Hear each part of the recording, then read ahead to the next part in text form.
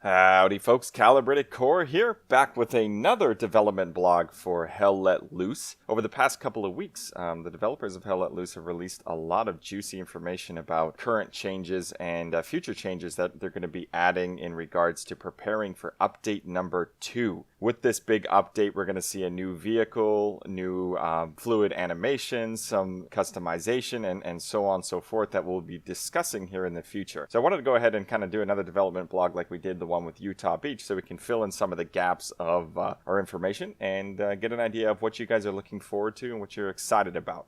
So I'm really looking forward to seeing what you guys have to say because there's going to be a lot of fantastic changes coming to this game. And it's something I'm pretty excited about. So hopefully you guys are in the same boat as me and let's get to it. So first thing first, I'm incredibly proud and happy to announce that we're going to be getting another vehicle. This is actually going to come in the form of the heavy tank, which is going to be the Tiger for the Germans. Absolutely fantastic model. It looks unbelievable, and I can't wait to get my hands on this thing because she's a beast. And in fact, this actually marks the arrival of the very first heavy tank in Hell Let Loose, with the Allied vehicle coming, I guess, after update 2 sometime in a couple of weeks or so. But some of the key information to note about this vehicle is that its top speed is 18 kilometers an hour. So it's going to be a beast of burden. It's pretty slow. It's a 54-ton tank armed with an 8.8 centimeter KWK-36 that can shoot AP and HE. Supposedly will be able just to shred Allied tanks in 1 or 2 hits, which is going to be deadly for any of those Sherman crews out there. So make sure that you avoid towing with the Tiger. This is Kelly's Heroes on this one. As you guys know, its armor is 100 to 120 millimeters thick, so avoid those frontal confrontations at all costs. You will not win this battle against the Tiger head on, especially in a Sherman. You're going to have to hit the flanks or the rear with that, and that goes for our boys carrying the bazooka there. Make sure you keep that in mind. What's interesting with the introduction with the Tiger tank is going to be the hefty respawn time it takes to be able to respawn the vehicle if it's lost. I think this is a great aspect. I think this is really good for balance. Because it's such an important asset, there should be some pretty powerful or hefty consequences for losing such an important vehicle, right? In this case, the developers have said that the actual respawn time for the vehicle is going to be 10 minutes, which is a lot of time. I mean, that's double that of the Panther. And so, be very careful when you lose those Tigers. Otherwise, you're going to be sitting in the rear for a long time. Furthermore, it's going to cost 100 fuel, which is a lot. So I think that's so important to be able to put down those resource nodes to make sure that you guys can adequately resupply your team and deploy those heavy assets. So the great thing about the Tiger is that it's going to be available for German forces across all maps. That's going to be absolutely fantastic because that really balances out the light, medium, and heavy tank quota that we're going to be seeing across all the different maps. And I would imagine that's probably going to be the same thing for the Allied forces, just for balance purposes. Tiger tank aside, it is pretty exciting to be able to know that the developers are working on other vehicles. I know one of the most widely requested features that we've been hearing a lot in the comments and getting feedback for is the implementation of transport vehicles, such as, the Willys Jeep, the Kubel Wagon, CCKW, and so on and so forth. And I did some digging into that exact notion the other day. As I was doing research for this video, I found the actual company that made the 3D renderings and the actual models for Black Matter Studios. And this is pretty neat because it actually gives us kind of an idea of where they're going with the transport vehicles like I previously discussed. And in fact, I'm going to go ahead and throw those screenshots up here on the screen for you guys momentarily. Now, just to let you know, I do not own any of these screenshots. These are not mine at all. I didn't take these. This comes from the Cassa Game Industry, which is the company that was hired by Black Matter Studios to be able to put together these vehicles. But let's go ahead and take a look and see what they're planning to add because there's some really fantastic looking transport vehicles that hypothetically should be on the way, considering they made the same vehicles and same models for the Stuart and the Lukes. So let's take a brief look at the transport vehicles, beginning with the American Arsenal. Like I said, I want to keep this brief because this is purely hypothetical on my part. There's no guarantee that these vehicles will be in the game themselves, but like I said, given that the Stuart and the Lukes were modeled by this particular company and it's the exact same model, this is most likely going to be how they're going to be able to implement these vehicles in-game. So first up, we have the American CCKW transport truck. This is one of my favorite vehicles because it's a GMC 6x6. C stands for designed in 1941, C stands for conventional cab, K all-wheel drive, W dual rear axles, and X experimental chassis, or non-standard wheelbase. This is a pretty cool vehicle. I've seen quite a few of them at reenactments, and I hope this gets implemented in game, because usually you can hold up to about 15 guys in there. Quite a useful transport vehicle, especially for the large maps that we have in Hell Let Loose. Next up, we have the mid to late version of the Willys MB. Most likely this is going to be a 1944 to 1945 based on the body style. Unfortunately, they added a second blackout light on the right fender, which wasn't a common modification, but that's just me nitpicking. I have two of these Jeeps myself, so I'm pretty pretentious when it comes to identifying these models and making sure they are correct. But in any case, this allows us to seat, between 4 to 6 guys, so I would imagine this is going to be more of a reconnaissance vehicle like it was intended, and also a minor transport vehicle if you need to get somewhere in a hurry or the commander needs to do something. So I'm pretty excited about this one. I'm looking forward to giving it a shot. Last but not least, and certainly one of my personal favorites, is the M3A1 half-track. This actually makes an M3A1 variant simply because it has the M49 machine gun ring mount, which is over the right-hand front seat. Most M3s did not have this, and so when they were developing it and decided to upgrade it, they put the machine gun mount up there to be able to give the turret some more cover. Information aside, this goes back to the idea this is also another transport vehicle in which you can seat about 12 to 15, and at least you'll have a little bit of armor to defend yourselves when you guys are moving up into the front. And not to mention you have supporting firepower in regards to a 50 on there, so you should be good to go. So that concludes the American arsenal. Let's head over to the German arsenal. So first up for the German arsenal is the Opel Blitz. The Opel actually stands for lightning in German, and this was a beloved transport truck by the Germans. It was really well done, very structurally sound, and like I said, just a great all-around vehicle. In Hell Let Loose, I wouldn't be surprised if it sat about 10 to 15 different soldiers in there. And it looks like we have multiple camo patterns. If you take a look at the screenshot that I'll post here in a minute, you'll see that it actually does change based on the location of the map, so it'll be interesting to see if there will be different camo variants for vehicles as well, especially since we're going to be getting customization here soon. The second vehicle for the Germans is an all-around reconnaissance car and transport vehicle, the VW Type 82 Kubelwagen. This is actually one of my favorite vehicles, just to say, it's just a lot of fun. But it was designed by Porsche and produced by Volkswagen. And the original, if you go back to the history, it was designed based on the idea of the Beetle. And so like I said previously, is that this is pretty much going to be relegated to reconnaissance duty, scouting, commander roles, and so on and so forth. Typically, it only sat 4 to 5 people max, so it's doubtful that we'll be able to transport large bodies of troops, but hey, we're going to have a good time running around the battlefield with this thing. Finally, the last vehicle for the German arsenal is the Sdf Kz2 This is one of my favorite vehicles. I mean, any half-track vehicle is pretty much one of my favorites, you guys know that. So once again, it's very much the same vehicle as the American M3A1, except it doesn't have a 50 in that regards, but it seats about 12 to 15 as well.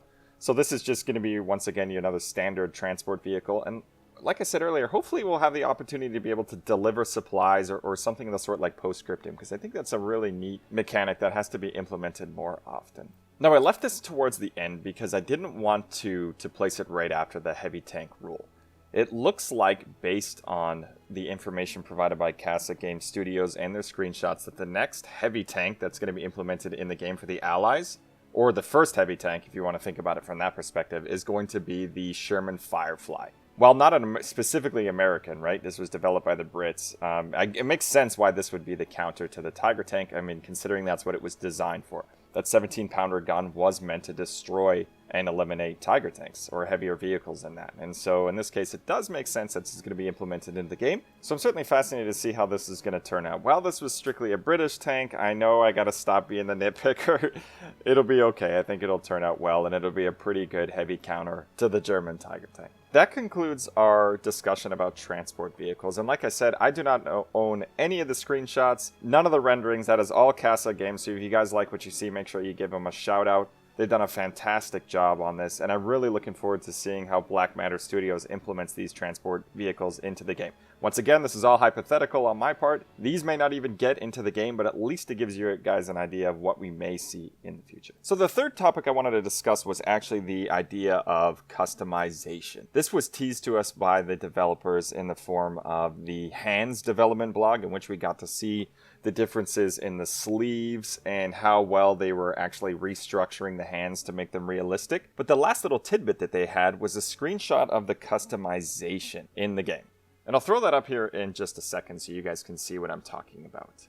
I haven't quite figured out how I feel about this yet. While I knew that player progression and customization was going to be implemented in the game, which is why we have those cool helmets and stuff for backers, I'm kind of scared to see how this goes. I know that they stated that there won't be any microtransactions or anything in the case, but I've already found that this game is so realistic in regards to the uniforms and items and accoutrements that I would hate to see it ruined by specific player progression. I know it's not going to be like Call of Duty where it's going to be over the top or ridiculous or anything like that, but I think for immersion's sake, I don't know how this is going to go. Now, as you can see, some of the things that we'll be able to customize is individual classes. It looks like every single class is, you're going to have the ability to change their helmet, their head, their uniform, and so on and so forth. This seems to be the only thing that we can customize at the moment, and it might be just as simple as specific wounds, scars, icons, different badges, uniforms, so on and so forth. But once again, I like the fact that they tailored the uniforms and the equipment to the specific area and battle, and I would hate to see it ruined by some early war or mid-war stuff where it's not supposed to be. But once again, that's me. I'm nitpicky AF when it comes to this stuff, based on my experience with World War II reenacting. But in any case, it's exciting to see that the game is implementing a player progression system. I think this is so important, and has been something that'll really draw new players to the game, especially because people like to have tangible achievements, and if you can reward them for playing this game,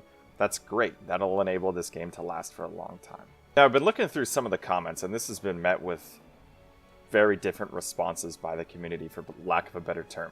A lot of people are happy to see that the developers are implementing something like player progression to give people an opportunity, but at the same time, a lot of other ones are saying, well, this is really not important at the moment. We should be fixing bugs, adding new features, adjusting different settings, and so on and so forth. I can't say that I don't disagree with them at all. I think that's immensely important, especially when you're in early access, to be able to attack all the different bugs and so on and so forth. But at the same time, that's what early access is for.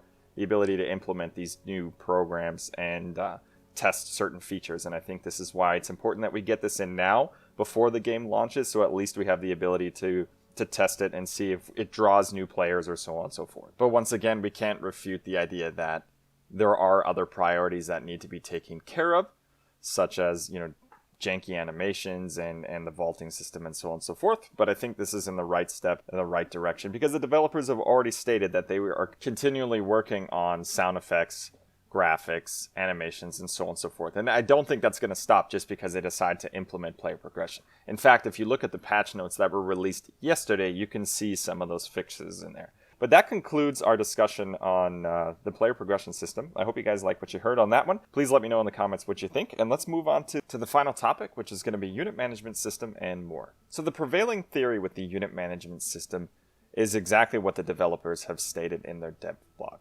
which I quote says, "Your squad, your rules." I think this is a fantastic way to describe it, and with the changes that they're making into the squad leader class and allowing us more leeway to be able to kick, recruit, and so on and so forth, I think this is a fantastic implementation. Now this, on the other hand, has been something that people have been asking for a long time, which is the opportunity for officers to be able to make open or locked squads. And this is fantastic because this gives us the actual opportunity to be able to play with our friends, our clanmates, and so on and so forth. And not only that, another implementation was that we have the opportunity to kick now, which is great. The developers stated that the player who's kicked out will be removed upon death, but kicked players will be in the same VoIP channel until death, in which case they'll be moved out into the unassigned section. Now, they'll still be in the squad per se until they die, so that's a little frustrating, but that actually doesn't impact how many squad mates you can have at one time. And so even though you booted that person out, on the actual squad deploy screen, it's going to show that, it's 4 out of 6 or 5 out of 6 or whatever. It actually doesn't count that kicked player in the squad, regardless if he's still in the squad until he dies. Now, the cool thing about that is you actually get 3 reasons as a squad leader as to why you kicked them. The first one's being not using teamwork, the second one's not staying with the unit, and the third one is making room with a friend. So at least if you kick somebody from the squad, they have an opportunity to say, oh, why was I kicked? In which case, a lot of games lack that feature. Basically, you'll see that in squad where somebody in chat asked why they were kicked from a specific squad. And at least this time, it gives the player a little bit of peace of mind saying, oh, I was kicked because I wasn't using teamwork, or I was kicked because the squad leader needed room for another person. Now, lastly, with the actual squad management system is that if there is a locked squad and there's room, players can actually request to join that specific squad that the squad leader can approve or disapprove. That's a pretty cool feature. I like that aspect of it. So just because you see a locked squad doesn't mean you can't join it. You'll just have to request access or a spot via the squad leader approval or disapproval system. Now, squad leaders themselves can actually send out individual invites to unassigned players, which is really cool, because they may have worked with somebody previously and they saw, hey, this guy really works well in the squad, but he didn't get in before I locked it. Let me send him an invite, and then the player themselves get a choice of whether they want to join the squad or not. Now, overall, it sounds like a pretty cool feature, and I'm definitely excited to give that a try. On a different note, actually, I just remembered reading the other day that the armor squad is actually going to be reduced to 3 people per squad, which is awesome. That's something that I wanted to see personally, because I always thought 6 was way too many, especially for individual crews of tanks. But fortunately, they're not going to change the amount of vehicles. They're just going to make more squads of 3, which is exciting. So that's definitely going to help us out when we're tanking on the battlefield. So this concludes our in-depth review of the past 2 weeks. As you can see, there's just been a ton of information that's been disseminated by the dev team. And in fact, we got an update yesterday that's preparing for this massive update number 2. With some of the previews for update number 2 is going to be the Tiger tank like we talked about. A full sound overhaul for all vehicles. This is what I'm pretty excited about, because they're definitely needing some sound adjustments on that one. Like we talked about, we're going to get unit kicking, unit locking, the 2-way inviting system between squad leader and player, player and squad leader.